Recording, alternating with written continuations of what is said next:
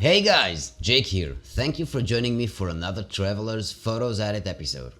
Today I'll be editing some of Alvin's photos. Let's start with this one. First thing that jumps to my eyes is this dark stain over here. Let's fix it, and for that I'll be using the stamp tool.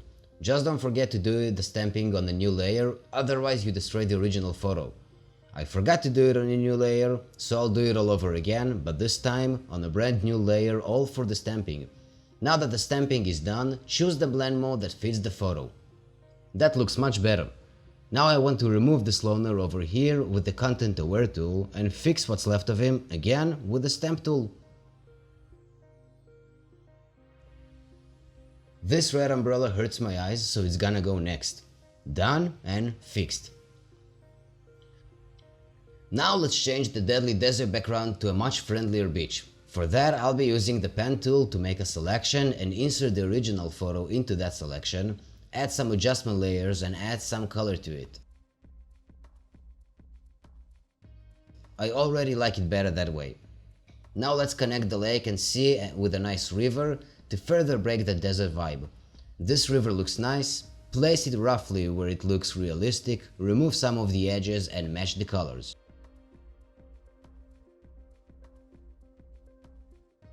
That's okay for now, we'll come back to refine it later. A little color adjustment to the lake and bam, now it matches the river. Blend if helps make it look more realistic. For the sandy parts, let's enhance the desert vibe with some orange colors to contrast the water sources and add a light flare in the background cause it's a sunny day. Now we can go back to the unfinished river and finish it. I added some ripples to the lake and finally made a better selection and placement of the river. Much better. Then I matched the colors of the river to the lake again. Now I move on to adding some shadows all over the photo. Once I've finished with those, I realized that the river still looks very unfinished, so I went back to masking it to follow the dynamics of the scene around it.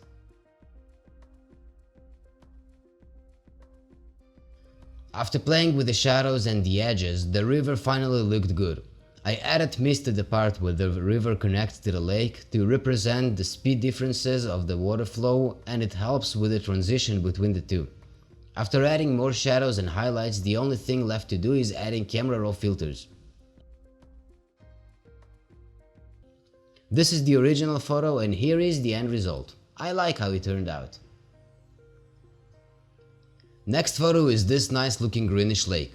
First of all, let's brighten it up and increase the shadows. I noticed there's a pixelated line at the top of the photo. That needs to be removed. There's another pixelated line at the bottom, so I decided to crop the entire photo evenly using the crop tool, of course. I applied a black and white adjustment layer with a green tint. It didn't look good at all. I hid the black and white adjustment layer and exposed only the edges, then I changed its brightness and saturation. Let's add a blue color to the water. After adding a soft highlights and increasing the vibrance, I realized there's not much left to do other than adding the camera raw filter. So that's what I did next. And this is the final result, before and after. This is the third and last photo for today.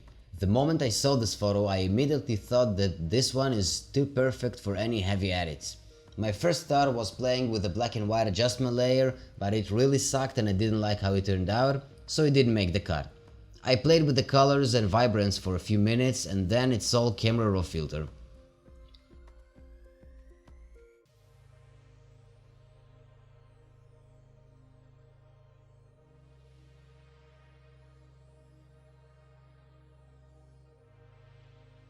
As always, I hope you enjoyed this episode, and if you did, I encourage you to stamp the like button and unmask the subscribe button. Let me know what you think about today's edits and I'll see you in the next one. Have a vibrant week!